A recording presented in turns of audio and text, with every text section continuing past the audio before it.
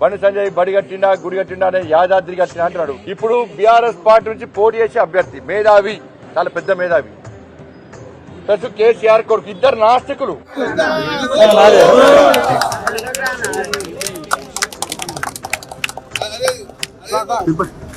తెలంగాణ రాష్ట్రంలోని కరీంనగర్ పట్టణంలో తిరుమల తిరుపతి దేవస్థానం ఆధ్వర్యంలో సుమారుగా 20 కోట్ల రూపాయలతో తిరుమల తిరుపతి దేవస్థానం ఇక్కడ కలియుగ ప్రత్యక్ష దైవం వెంకటేశ్వర స్వామి ఆలయం నిర్మాణ కార్యక్రమానికి ఈరోజు శంకుస్థాపన చేసుకోవడం.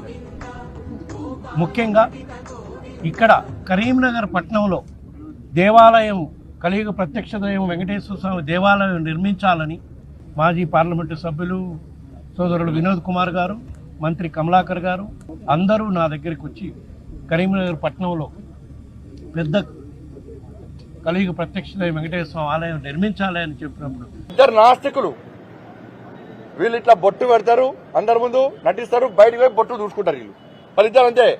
ఆలయ పునరుద్ధరణ కోసం దీన్ని అద్భుతంగా ఈ గర్భగుడిని కానీ దేవాలయం చుట్టూ ఇంకా చక్కటి మండపం ఇవన్నీ కూడా నిర్మాణానికి ఇతోనికంగా సహకరించి 2 కోట్ల రూపాయలు మంజూరు చేసిన గౌరవనీయులు వైవి సుబ్బారెడ్డి గారికి ముందుగా హృదయపూర్వకంగా ధన్యవాదాలు.